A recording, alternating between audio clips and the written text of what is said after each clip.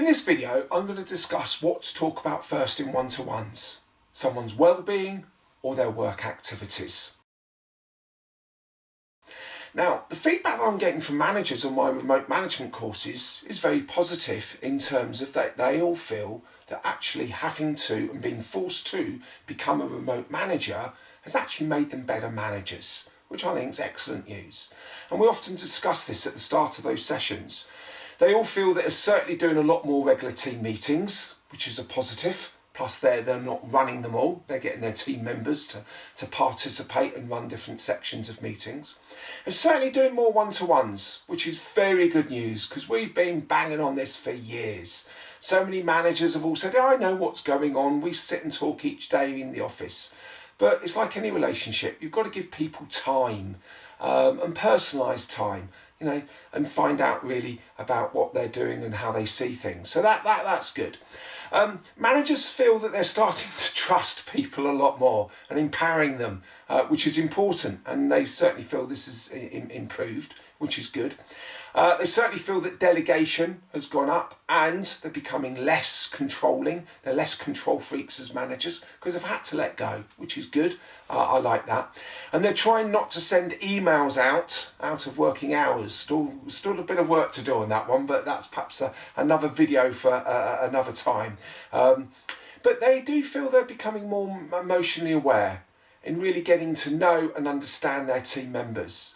So these are all really good positive things. But one discussion we always have on our remote management sessions is, what do we discuss first in our one-to-ones? Do we discuss work or do we discuss someone's well-being? Well, now we've got everyone, hopefully, fingers crossed on this, doing videos or video conferencing or using video conferencing to have the one-to-ones so they can gauge the body language and gauge the mood of the team members. So that's a positive. But the best question to ask someone is, what would you like to discuss first? Just be human and ask. And if the person, you can see through their body language and perhaps mood that they're not feeling that great, well, let's talk about well-being and how they're feeling. And we'll talk about the work activities later. But if they're on a good mood and they're up for it and everything else, okay, let's talk about work first. And then we'll talk about how they're feeling and other areas at the end. So, no one size fits all. But it's very important you do ask that question. But it's also important to make sure your team members understand the structure of your one-to-ones. So they know what you're going to cover and how you're going to cover it and things like that. But then that real key question then dictates in what order you're going to cover everything, which is important. Now, I did have a manager on one of my remote management sessions recently, and she came up with a good statement that she uses.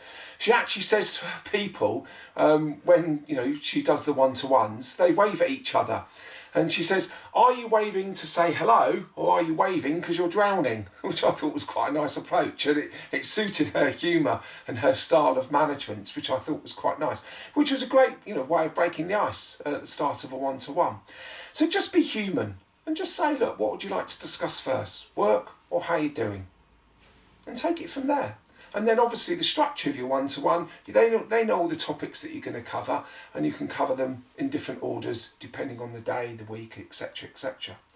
So, but also remember, as a manager, this is really quite important in terms of well-being. You cannot solve everyone's problems. Everyone's perhaps got different environments that they're working in. They've got different issues, different families, different outside of work pressures, etc, etc. So you can't solve everyone's problems, but you can listen and you can understand and you can provide support, which is really, really important. So continue to have great conversations with your people. They would just respect you more for it. So please just have a think about that next time you're doing your one-to-ones. Just ask the questions and get used into that routine.